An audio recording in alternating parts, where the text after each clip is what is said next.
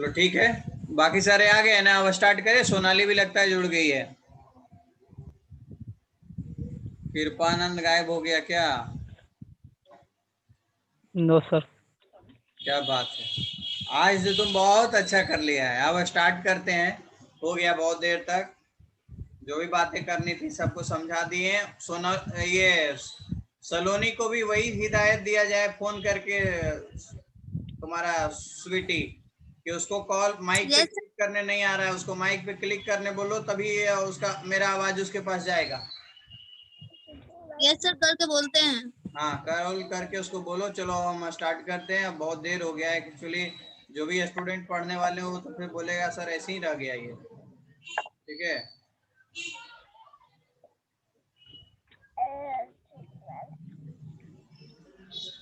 Start ठीक करते हैं।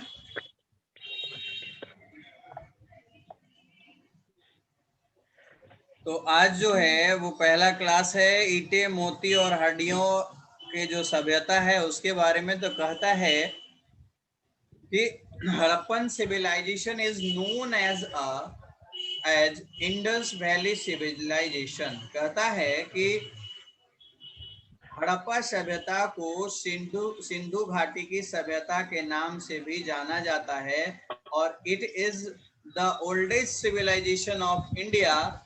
और यह जो है वो बहुत ही पुरानी सभ्यता है। There is no consensus about the, आवाज जा रहा है सुलोनी अब? There is no consensus about the chronology of Harappan civilisation. आवाज आ रहा है सलोनी? सलोनी, सर आवाज नहीं जाएगा, माइक ऑफ है अभी उसका। अच्छा माइक ऑन करो, माइक।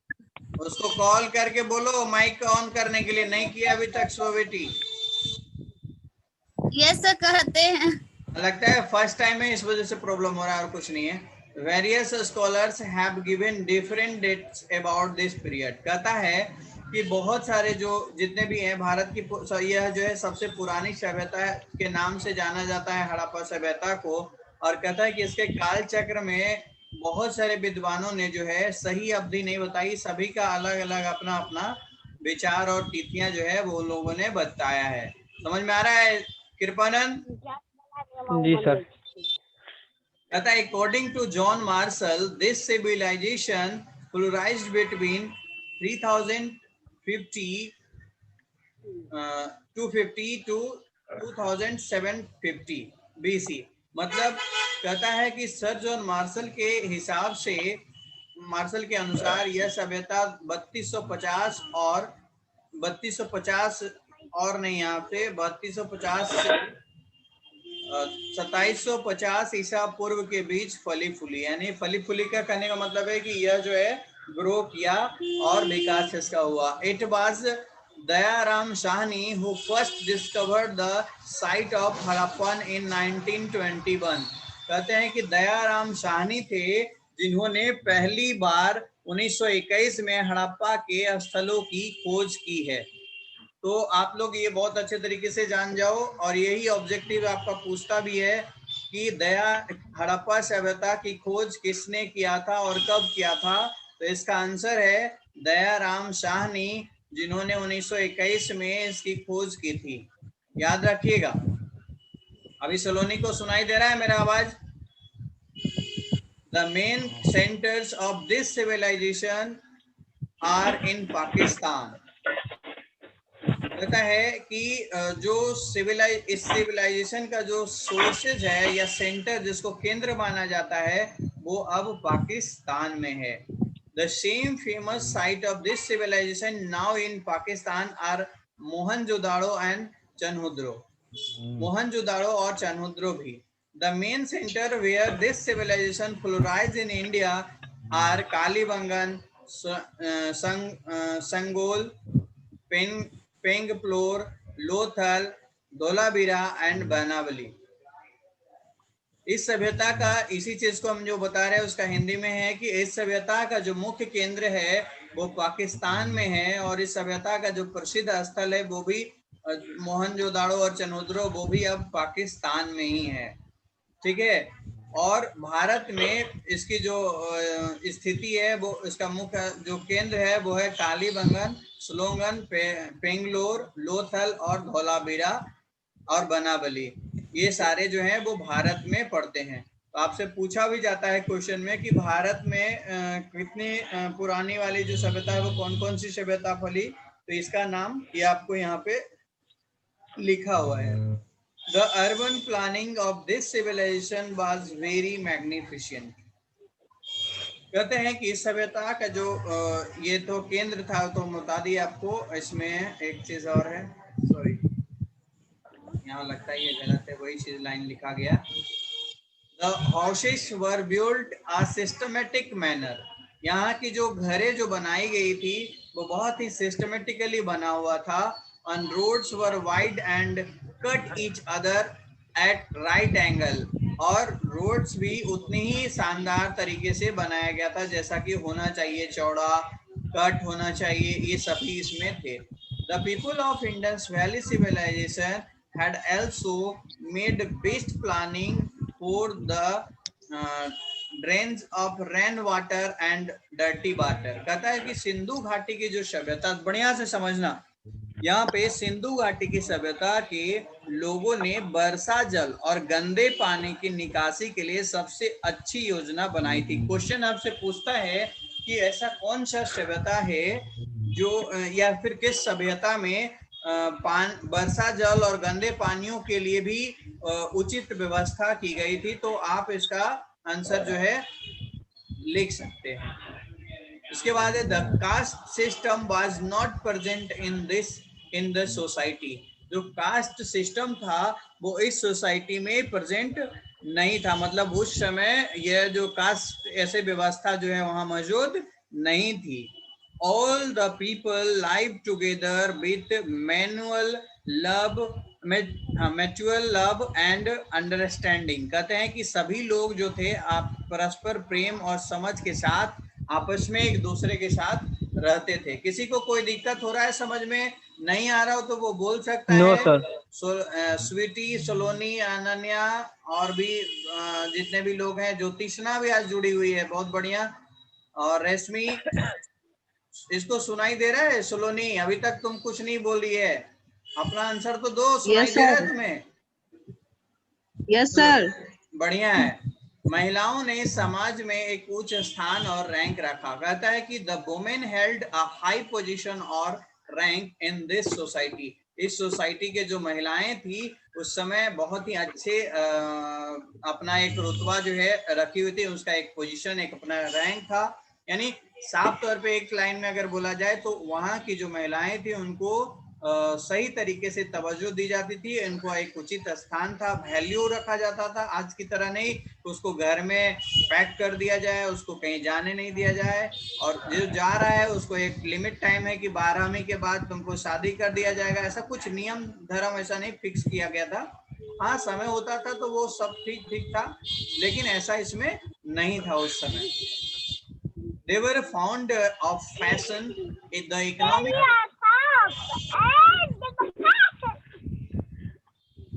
तो ये अपना जो है ना माइक म्यूट नहीं किया है, म्यूट कीजिए। The economic life, the people was very prosperous. कहता है कि वे फैशन के शौकीन थे और लोगों का जो आर्थिक जीवन था बहुत ही समृद्ध था वहां उस समय में। The main occupation of the people were the agriculture and domestication of animal. कहता है लोगों का जो मुख्य व्यापार था, व्यवसाय था, वो कृषि और पशुओं का जो था पालन था। The trade was well developed, both maternal and external trade was carried out. कहता है कि व्यापार की जो है अच्छी तरीके से विकसित किया गया था और दोनों मात्र यानी कि जो इंटरनल और बाहरी जो व्यापार था वो बहुत ही अच्छे तरीके से किया जा रहा था। तो आज के लिए इतना ही है। शायद इसमें आपका दूसरा चैप्टर हम अभी फिर से शुरू करेंगे। 2 मिनट आपको समय इसमें देना होगा। एक पार्ट इसका लेक्चर का जो है इसमें खत्म हो गया है, ठीक है। Yes, sir. जी सर। लेक्चर फर्स्ट एंड हो गया है, लेक्चर सेकेंड ऑन होगा, थोड़ा सा टाइम लगेगा। हम सोचे नहीं थे कि आज 2 लेक्चर खत्म हो जाएंगे इतना जल्दी में, है ना।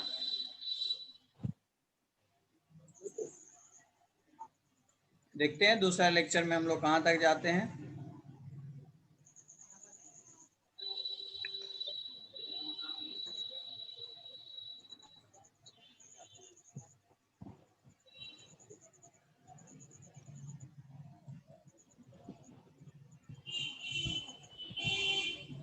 सभी को समझ में आ रहा है, कोई दिक्कत नहीं हो रहा है ना। ऐसा नहीं हो कि हम आपसे पढ़ाते चले जाएं और आपको दिक्कत होता चला जाए। No, no sir. Sir, question पूछ सकते हैं। हाँ बिल्कुल, आपको समझ में आ रहा है ना कृपानंद आज। जी सर, आप क्वेश्चन पूछ सकते हैं जो पढ़ाए हैं। अच्छा अच्छा, हम पूछते हैं क्वेश्चन तो पूछेंगे ही बालक।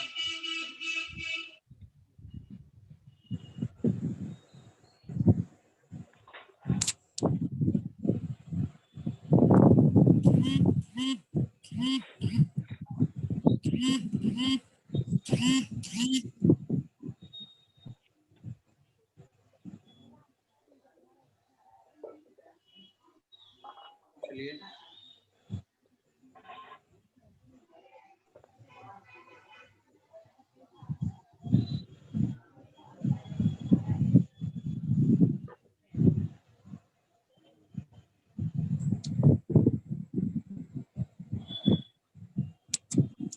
जो भी पढ़ाए हैं उसका क्वेश्चन पूछ सकते हैं ना आप सभी से।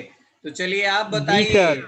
कि दयाराम साहनी ने किस सभ्यता की खोज की, हड़प्पा सभ्यता, कब? 1921 में। बहुत बढ़िया। अब नेक्स्ट आगे हम लोग बढ़ते हैं अब कि इसका जो है इसी पार्ट का दूसरा पार्ट है ये लेक्चर 2। हमने आपको बताया कि ये लेक्चर 2 है और लेक्चर 2 अब जहां तक खत्म हो, एक टाइम है आपका, खत्म हो जाएगा क्लास बीच में ही, तो उसके लिए टेंशन नहीं लीजिएगा, है ना। और जितने भी बच्चे हैं उन सभी के लिए मैं बोलता हूँ कि लाइव क्लासेस आप सभी हमेशा ज्वाइन कर सकते हैं। व्हाट्सएप नंबर पे अपना मैसेज करना, एक बार कांटेक्ट में आ जाना और एप्लीकेशन एनएससी एजुकेशनल वर्ल्ड का वो डाउनलोड कर लेना, ठीक है। The people worship many gods and goddess. They worship Mother Goddess, Lord Shiva, animal, bird, trees, and the sun. They knew art and craft. They knew the art of making beautiful sculpture, toys, poetry, ornaments, etc. They were skilled in the production of cells. कहता है कि लोगों ने जो है वो कई देवी देवताओं की पूजा की और इन्होंने देवी देवताओं में भगवान शिव, पक्षी, पशु, पेड़ और सूर्य देव की भी पूजा इन्होंने किया। इसके अलावा वे कला और शिल्प को भी अच्छी तरीके से जानते थे। ये कौन सी वाली बात मैं बोल रहा हूँ, ये हड़प्पा सभ्यता का ही पाठ है। वे सुंदर मूर्तियां, खिलौने, मिट्टी के बर्तन, आभूषण, ये सभी बनाने की कला को अच्छी तरीके से जानते थे और वे सील उत्पादन में कुशल भी थे। The language issued by them on the seal it still to be despaired.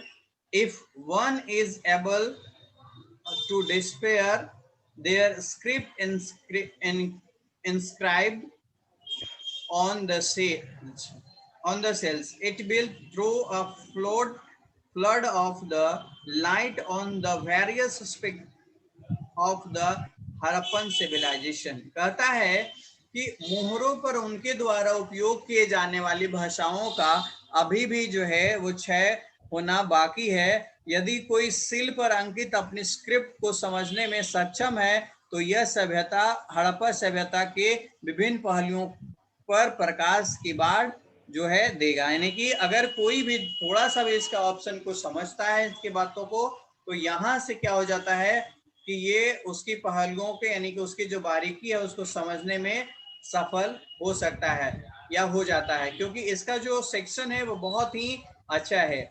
The main sources of our information of the Harappan civilization is archaeology materials। कहता है कि जो हड़प्पा सभ्यता की हमारी जो जानकारी का मुख्य स्रोत है वो पुरातात्विक सामग्री है। क्वेश्चन आपसे पूछता है कि हड़प्पा सभ्यता का मुख्य स्रोत जो है जानकारी लेने का वो क्या है, तो उसका आंसर है पुरातात्विक सामग्री। आप इसे नोट डाउन कर सकते हैं। क्वेश्चन यही पूछता है कि हड़प्पा सभ्यता की जानकारी जो है, जानकारी लेने का सबसे मुख्य स्रोत क्या है, तो उसका है पुरातात्विक सामग्री, जिसमें कि आपको मिल जाते हैं, इसको इंग्लिश में बोलते हैं आर्कियोलॉजिकल मटेरियल्स। इसके माध्यम से जो है हिस्ट्री का, हड़प्पा सभ्यता का जो जानकारी है आसानी से प्रोवाइड हो जाता है। The exhibition carried out at Indus site tried to reconstruct the history of this civilization। कहता है कि सिंधु स्थलों पर की गई खुदाई इस सभ्यता के इतिहास को समेटने की कोशिश करती है। सिंधु स्थल की जो अगल बगल की जो खुदाई होते हैं और उससे जो मिलता है, जो मटेरियल, जो तत्व हमें प्रदान होते हैं, उससे ये क्लियर पता चलता है, उसकी यादों को, उसके जो बातें हैं, उसकी जो वहाँ की सभ्यता की जो कल्चर थी, जो नियमावली थी, उसका हम लोग को पता चलता है। उसके बाद है कि सिंधु स्थलों की खुदाई के दौरान कई उपकरणों में उपकरण मिले हैं, जिसमें कि मिट्टी के बर्तन, मुहर, घरेलू वस्तुओं आदि की जो है वहां पे खुदाई के दौरान उनको प्रोवाइड या उन लोगों को मिले हैं ये सभी। All this excavated materials are deeply examined by the archaeologist। और ये सभी जो सामग्री, उत्खनन सामग्री, जो उत्खनन ये जब वहां पे किया जाता है उत्खनन, उसके माध्यम से जब वो मिलता है तो उन सभी सामग्रियों का, पुरातत्वविदों का गहराई से जांच जो है आर्कियोलॉजिस्ट करते हैं। इसके बाद इसमें बताया जाता है कि mainly historian like Cunningham, R.E.M. Wheeler, John Marshall and G.F., ये सभी जो हैं वो मेनी हिस्टोरिकल, यानी कहते हैं इसमें कि कई इतिहासकार हैं। इतिहासकार का जब नाम लिया जाता है, पूछता है आपसे कि कोई चार या फिर इनमें से कौन जो है इतिहासकार हैं, तो अपना नाम आप इसमें ध्यान दीजिएगा। इसमें इन लोगों का कि कनिंघम, आप इसको ध्यान में रखिएगा, Cunningham, I.R.M. Wheeler, John Marshall और G.F., ये सभी चार जो हैं सबसे प्रमुख इतिहासकारों में इनका नाम जो है लिया जाता है, प्रमुख इतिहासकारों में। The dates have played a valuable role in reconstructing the history of the ancient past, including the Indus Valley civilization site। कहते हैं कि तिथियों ने सिंधु घाटी की सभ्यता स्थलों सहित प्राचीन अतीत के इतिहास के पुनर्निर्माण में एक महत्वपूर्ण भूमिका जो है वो निभाई है। तिथियों ने, यानी कि जो डेट्स हैं जो मिलते हैं ना, आप लोगों को हम बताते हैं हिस्ट्री का सबसे इम्पोर्टेंट पार्ट जो है और सबसे अच्छा चीज है कि इसका डेट्स इम्पोर्टेंट होता है। हर चीज का डेट्स जो है इस चीज में, हिस्ट्री में इम्पोर्टेंट होता है। बाकी सारे में इतने इम्पोर्टेंट डेट्स को नहीं दिए जाते हैं, लेकिन हिस्ट्री में होता है, क्योंकि हिस्ट्री जो है कौन से शताब्दी में, कौन सा समय में, कब प्राप्त हुआ, ये सब कुछ भी जो होता है, सब में कौन कब, सब कुछ का आंसर एक ही चीज होता है, वो है डेट, तिथि। इसी के माध्यम से आप लोगों को इसको जानकारी मिलता है कि हाँ ये इस समय का है या इस काल का है, पीरियड का पता चलता है। Many Indian archaeologist like Dayaram Sahni, S R. Rao, B.S. West and K.K. Thapar have played a great role in exhibition of the Indus site। कहते हैं कि भारत के कई पुरातत्वविदों जैसे दयाराम साहनी, एस.आर. राव, R.S. वेस्ट और B.K. थापर जो हैं, ये सभी भारत के हो गए आर्कियोलॉजिस्ट। भारत के पुरातत्वविदों के नाम लिखें, ऐसा अगर पूछता है या कहता है क्या इनमें से भारतीय कौन है, तो जब ऐसा कुछ मिलता है और 2-4 ऑप्शन विदेशी रहते हैं और एक आध दो का देसी रहते हैं, उनमें से पूछता है।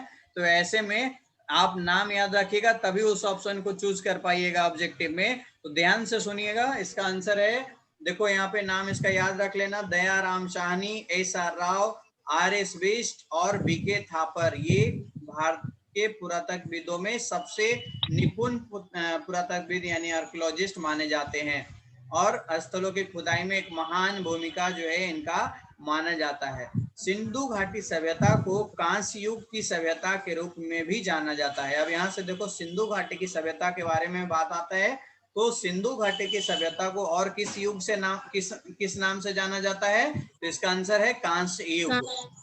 याद रखिएगा आप सभी, सुनाई में अगर किसी को भी मेरा आवाज या लैंग्वेज से कुछ भी दिक्कत हो रहा हो तो वो मेरे को बेझिझक बोल सकता है यहाँ पे। ऐसा नहीं कि हम आपको डांटेंगे या बोलेंगे, समझाने के लिए मेरा काम है। आपको नहीं समझ में आया दोबारा पूछना आपका काम है, क्योंकि हमें तो पता नहीं है ना कि आपको सुनाई दे रहा है या नहीं दे रहा है, क्योंकि हम इधर से तो कंटिन्यू बोलते चले जा रहे हैं, है ना कृपानंद?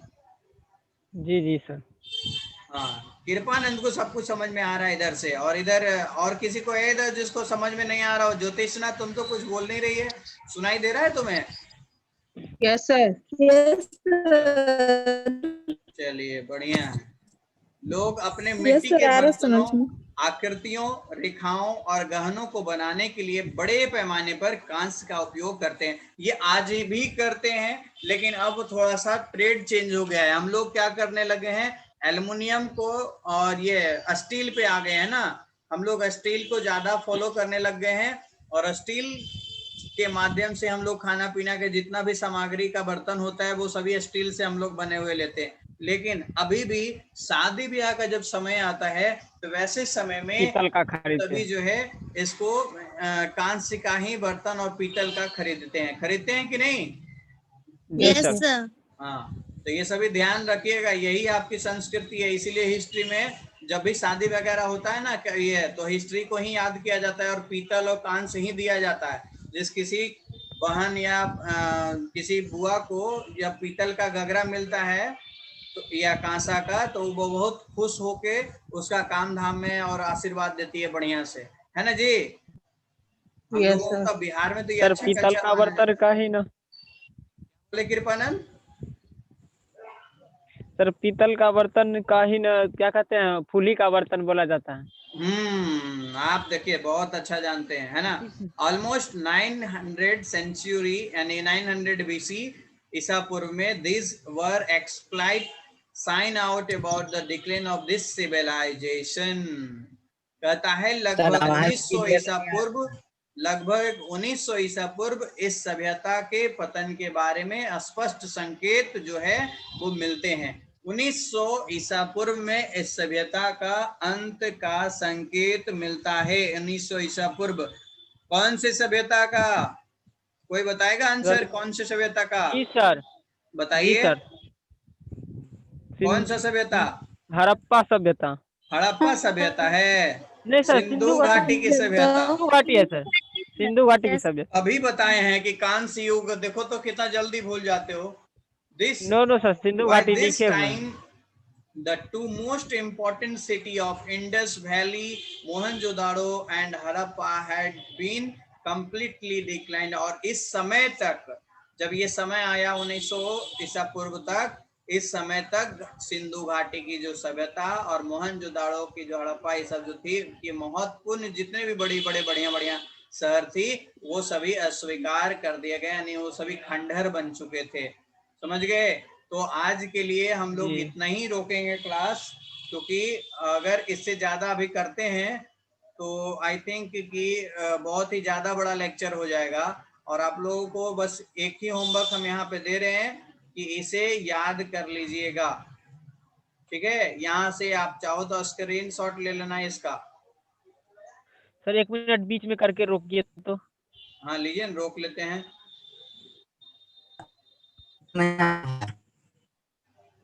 ठीक है, बस हो गया सर। सभी रख लिए? इसके Yes, बाद sir. अगला सर। नहीं थोड़ा नहीं सा ऊपर नहीं, कीजिए। अच्छा रख लो। सर और थोड़ा हो गया सर। नहीं दिख रहा है क्या? दिख रहा है सर। नो सर, सर नीचे कीजिए। नीचे करें? लो, हो गया।